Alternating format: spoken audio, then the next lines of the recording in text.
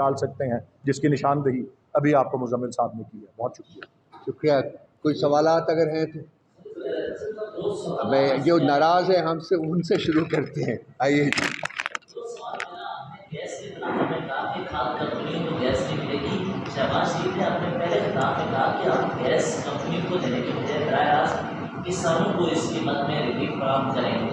दूसरा ये कि SIFC के तनाज़ुर में बात हो रही है। पीपल्स पार्टी पहले कहती थी कि ये आईनी ढांचा नहीं है, कॉन्स्टिट्यूशन में इसकी कोई गुंजाइश नहीं है, फैसले तो वो कर रही है।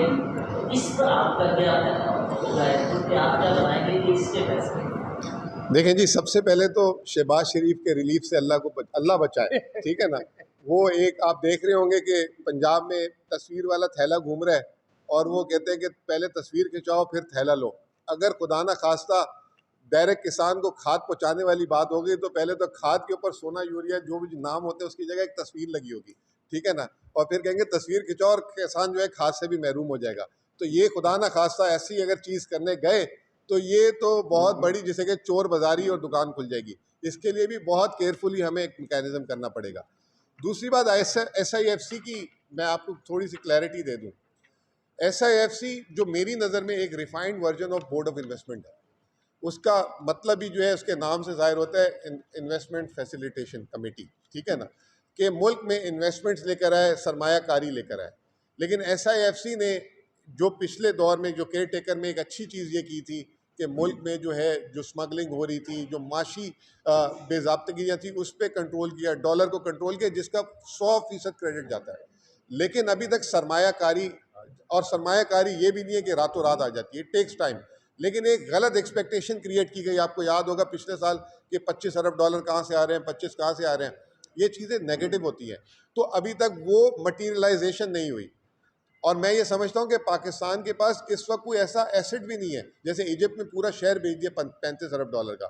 जो पीपल्स पार्टी के आपने तनाजुर से बात की कि मुल्क में काम कैसे करता है सिस्टम, ECC इकनॉमिक कमेटी जो होती है वो फैसले करती है, जिसकी तौसीक कैबिनेट करती है, और मुल्क में वो राइज हो जाता है कानून। और अगर फाइनेंस बिल से पास कराना हो तो असेंबली में जाती है। तो इस अगर आप उसमें देखें, पैरामिड में देखें, तो कहीं पे SIFC नज़र नहीं आ रही।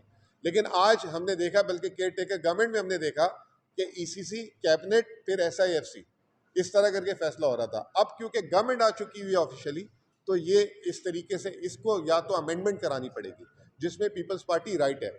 और ये चीज़ हमने जो है आलमी मालियाती इदारे से भी सुनी है कि SIFC की जो इंडोर्समेंट है वो जो है वो उसकी इम्पोर्टेंस नहीं है, इम्पोर्टेंस है कैबिनेट और असेंबली की। तो इसको जो है, मेरा अपना ख्याल ये है कि ये 2/3 जो मेजॉरिटी है, इससे कोई कानून साजी कर लेंगे तो बेहतर है, वरना ये एक इशू रहेगा, इशू क्रिएट होता रहेगा। लेकिन हैविंग सेड दिस, SIFC ने रेड टेपिज्म ख़त्म की है। SIFC जो है फैसले जल्दी करवा लेती है, ये चीज़ें हुई हैं, लेकिन अभी इसको कॉन्स्टिट्यूशनली कवर नहीं आ सकता।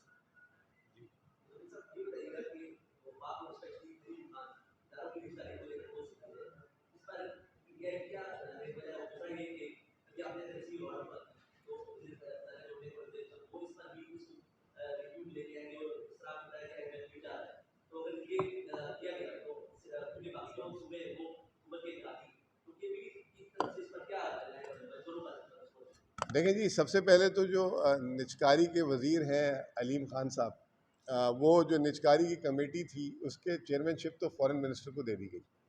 फिर अभी जो है निचकारी तो हुई नहीं, उन्होंने कहा था कि मैं तनख्वाह नहीं लूँगा, तो उनको 11,000 के नाल कोई उनकी हाउसिंग सोसाइटी का रुदा वाला जो है उसका कोई सेंक्शन हुआ है।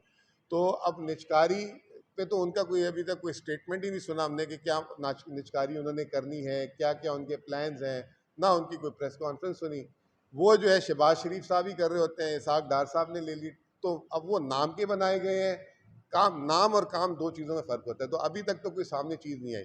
अभी निचकारी में जो एक बात कह रहे हैं कि जी PIA बेचेंगे, PIA को होल्डिंग कंपनी में कन्वर्ट कर दिया गया, ठीक है। अब देखते हैं कि अब PIA कितने में बिकती है। इंडिया में जो है इंडियन एयर को जो है टाटा ने वापस लिया था, उसने एक साल में निचकारी के फ़ौरन बाद 500 जहाज़ का ऑर्डर दिया।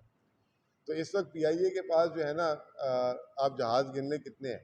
तो ये देखते हैं कि वो निचकारी सिर्फ ऐसे सौदा लिखवाने वाली होगी या बाकायदा जिस तरीके से इंडिया में या कहीं हो रही है कि पाकिस्तान में इतने वो जहाज़ लाएंगे। ये दूसरा एयरपोर्टों की बात हो रही है, एयरपोर्टों से भी कोई इतनी वो आउटसोर्सिंग की बात हो रही है, उसकी निजकारी की बात नहीं हो रही। IMF ने यह कहा कि आप जितनी भी SOEs हैं इसको आप रिफॉर्म करें और डिस्कोर्स की बात करें। तो पाकिस्तान बेचेगा क्या? इस वक्त मेरे पास मुझे कोई चीज़ बेचने के लिए नज़र ही नहीं आ रही खास, जिससे अब इजिप्ट ने पूरा शहर बेचा $35 अरब का UAE को। तो अब हम देखते हैं आने वाले दिनों में कि क्या चीज़ जो है क्रिएट होती है या क्या टारगेट्स हैं। जो पिछले साल हमने सुने थे 25 अरब 30 अरब पता नहीं, उनमें से तो उसका जो है ना 1% भी नहीं आ सका। अब बोलो।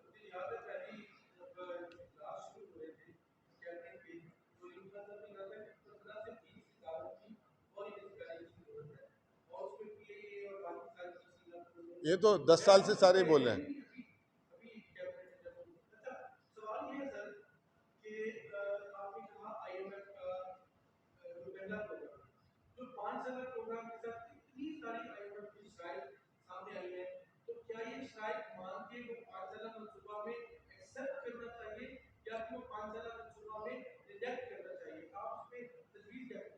देखिए, बात यह है कि ये जो प्रोग्राम जो है इसकी जो वो खदोखाल देते हैं और जो वो शराइत रखते हैं, उसको जो है हमें, क्योंकि हमें फाइनेंशियल इमरजेंसी तो है, उसकी चक्कर में कहीं हम ये ना हो कि सारी चीज़ें हम हाँ कर दें, कहीं ये ना हो कि वो हमारे गले का हार बन जाए।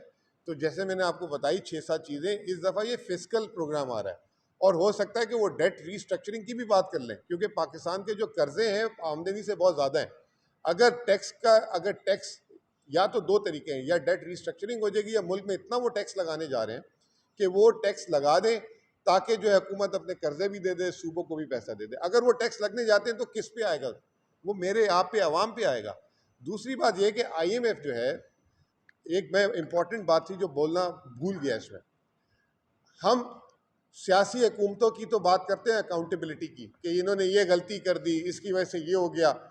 कभी हमने IMF पे बोला कि आपने ये गलत हमें जो है पॉलिसी बताई थी जिसकी वजह से मुल्क में महंगाई हो गई, ये हो गई। एक छोटी सी मिसाल देता हूँ कि आज से पहले तक जितने प्रोग्राम थे, IMF कहती रही कि जी बिजली के रेट बढ़ा दें, गैस के रेट बढ़ा दें, गर्दिशी कर्जे कम हो जाएंगे।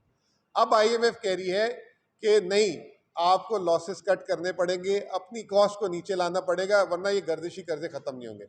इसकी चक्कर में 16 रुपये से 60 रुपये बिजली चली गई, वो जिससे हमारे कारखाने तबाह हो गए, सनत तबाह हो गई, ये सारी चीज़ें हो गई। दूसरी चीज़ IMF कहती है रियल स्टेट पे टैक्स लगाएं।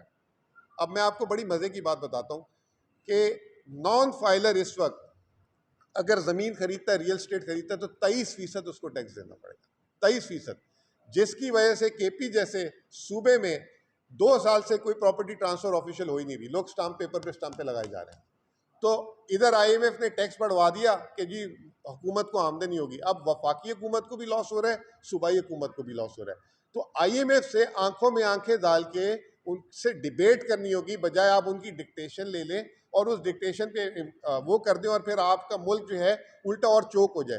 तो मैं समझता हूँ ये भी बहुत एक इम्पॉर्टेंट बात थी जो मैं, रऊफ साहब आप भी सुने, आपको मज़ा आएगा ये बात सुन के, कि IMF ने दुनिया में सबसे ज़्यादा प्रोग्राम हेटी को दिए हैं, 30 प्रोग्राम, और पाकिस्तान ने 24 प्रोग्राम लिए हैं। प्रोग्राम्स के एतबार से दुनिया का 5वें नंबर पे पाकिस्तान मुल्क आता है IMF प्रोग्राम लेने पे। अब वो एक अलग बहस है, हमने कितने मुकम्मल किए, कितने नामुकम्मल किए। इससे आप अंदाज़ा लगा लें कि IMF की भी पाकिस्तान के माशी मामलात में वो भी ट्रेनिंग ले रहा है, ठीक है ना, पाकिस्तान पे, और वो फिर सीखता है, फिर वो नई चीज़ लाता है, वो करता है। तो ये चीज़ हमारे मकामी तौर पे उनको जो है हेल्प करनी पड़ेगी और हमें उनके साथ बात करनी पड़ेगी, प्रॉपर डिस्कशन करें, प्रोफेशनली डिस्कशन करें और फिर उसके बाद कंसेंसस क्रिएट करें और फिर अगले प्रोग्राम को लेके जाएं। इंशाअल्लाह ताला पाकिस्तान बहुत फ़ायदे में रहेगा। लेकिन मसला ये है कि कंसेंसस कौन करेगा? जो मैंडेटेड गवर्नमेंट थी, जो जीती थी, वो करवाते तो ज़्यादा अच्छा था। अब ये कंसेंसस ही नहीं बिल्ड होगा, तो ये भी एक प्रॉब्लम है। पहले तो PDM अपने अंदर कंसेंसस क्रिएट कर लेना, उनके भी इशूज़ हैं। जी शेख साहब, लास्ट क्वेश्चन प्लीज।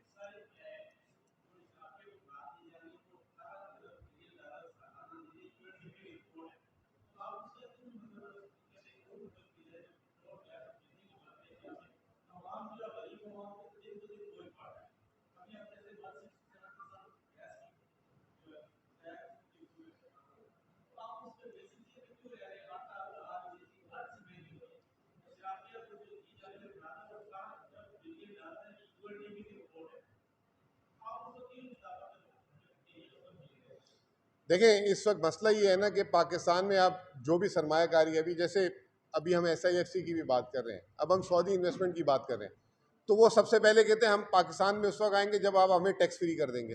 तो ये अशराफी है।